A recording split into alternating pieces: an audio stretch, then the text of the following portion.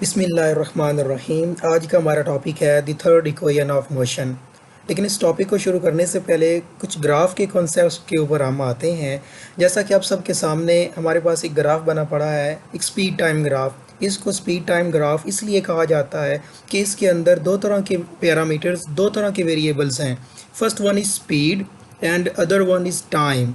अब आप लोगों के जहन के अंदर शायद एक सवाल आता हो कि हम लोगों ने ये ग्राफ बड़ा है, इस ग्राफ के अंदर स्पीड हमेशा वाई एक्सिस के अलोंग और टाइम हमेशा एक्स एक्सिस के अलोंग ही क्यों लिखा जाता है।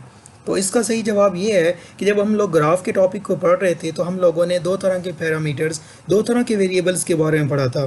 First one was dependent variables and other one was independent variables. आप लोगों को याद होगा तो हम लोगों ने यहाँ पर जो लिखा है इंडिपेंडेंट वेरिएबल्स, जैसा कि हमारे इस ग्राफ के अंदर टाइम एक इंडिपेंडेंट वेरिएबल है जो किसी भी और क्वांटिटी पे डिपेंड नहीं करता, तो इसलिए हम टाइम को हमेशा एक्स एक्सिस के अलोंग और जो स्पीड है that which depends on time T, इसको हम लोग वाई एक्सिस के अलोंग लिखते हैं।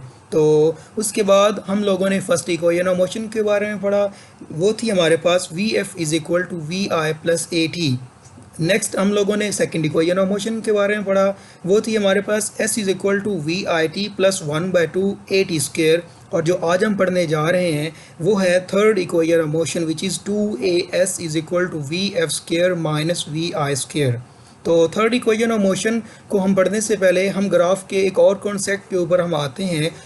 हमने ग्राफ के थर्ड पैरामीटर्स के अंदर हम लोगों ने ये बात पढ़ी थी, वो ये थी in speed time graph shown in figure the total distance as traveled by a body is given by the total area OABD under the graph।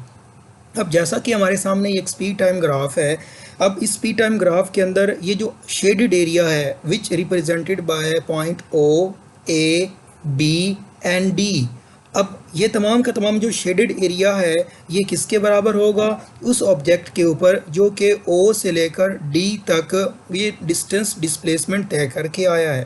अब इसीलिए हम लोगों ने ग्राफ के कॉन्सेप्ट के अंदर ये पढ़ा था, in speed time graph shown in figure the total distance as traveled by a body is given by the total area OABD under the graph। अब अगर हमारे पास डिस्टेंस हो the total distance covered by object which is OABD is equal to S, तो हम इस distance को किस तरह से फाइंड आउट कर सकते हैं। हम इसको डिस्टेंस को इस तरह से फाइंड आउट करते हैं कि हमारे पास S is equal to OA plus BD divided by 2 multiply by OD। अब ये स्टेप आया किस तरह से, ज़रा ध्यान से समझिएगा कि अगर हमारे पास ये दो पैरेलल वेरिएबल्स होते जस्ट लाइक OA और CD और हम लोगों ने इनका मीन लेना होता तो हम लोग क्या करते, OA plus CD divided by 2।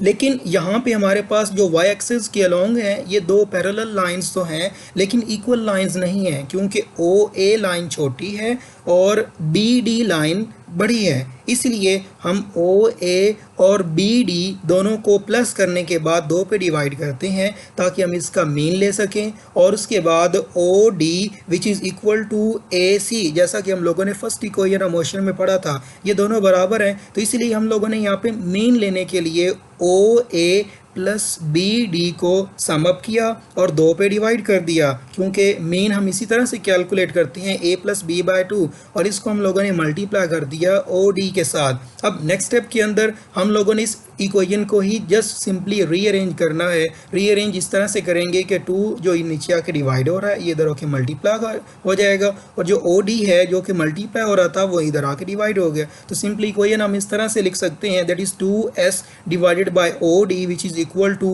OA plus BD। अब नेक्स्ट स्टेप के अंदर हम लोग क्या करते हैं कि हम लोग दोनों साइड से BC को मल्टीप्लाई करते हैं, multiplying by both sides with BC।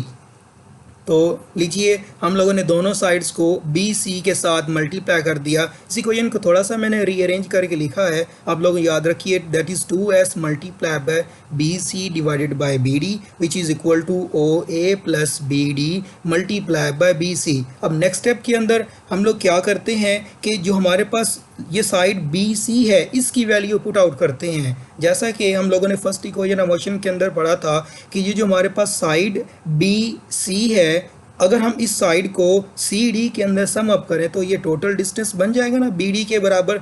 जैसा कि हम लोगों ने पहले एग्जांपल पढ़ी है कि अगर हमारे पास ये एक कमरा हो और उसकी ये मुकम्मल दीवार हो और हम पॉइंट सी पे खड़े हों, तो अगर बी सी से लेकर तक का डिस्प्लेसमेंट और सी डी से लेकर का डिस्प्लेसमेंट, और अगर हम दोनों को ऐड अप करते हैं तो वो टोटल डिस्टेंस के बराबर होगा ना।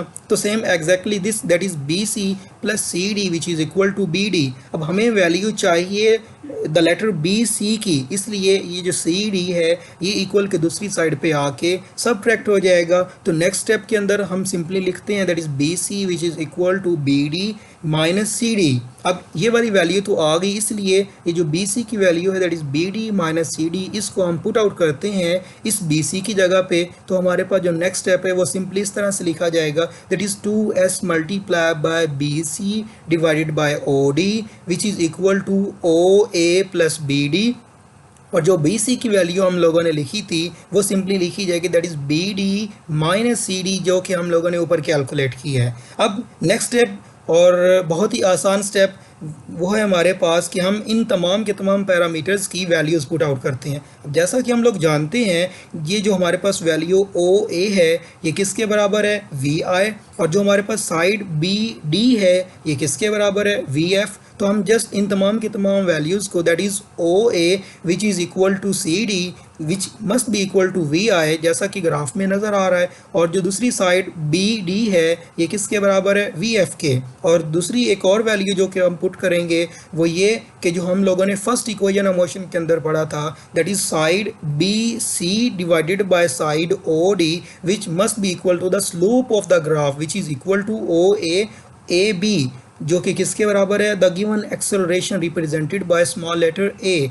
तो आइए देखते हैं, जैसा कि हम लोगों ने फर्स्ट इक्वेशन ऑफ मोशन के अंदर पढ़ा था the slope of line A B which is equal to A which is equal to B C over A C. आप लोगों को याद होगा ये हम लोग पहले कर चुके हैं।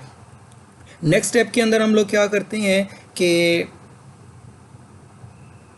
बाय पुटिंग वैल्यूज़, ये जो तमाम की तमाम values that is V I V F and A, इन तमाम को हम इन पैरामीटर्स के अंदर पुट आउट करते हैं। तो पुट आउट करने के बाद सिंपली इक्वेशंस इस तरह से बन जाएगी दैट इज़ 2as, क्योंकि हम लोग B C over O D की वैल्यू पुट कर चुके हैं जो कि a के बराबर है, तो हम लोग लिखेंगे that is 2as which is equal to we I plus V F multiply by V F minus we I. तो जो ये वाली वैल्यूज़ हैं इन दोनों को हम एक जैसा करने के लिए हम इन वैल्यूज़ को रीअरेंज करते हैं। V I plus V F की जगह पे हम लोग लिखते हैं V F plus V I. तो इक्वेशन सिंप्लीफाई हो चुकी है। अब मज़ीद इक्वेशन को सिंप्लीफाई करने के लिए हमारे पास, जैसा कि हम लोग मैथमेटिक्स का फार्मूला पढ़ते हैं, बहुत ही फेमस फार्मूला है A plus B multiply by A minus B which is equal to A square minus B square. तो सेम अगर आप लोग ऊपर देख रहे होंगे that is V F plus V I multiply by V F minus we I.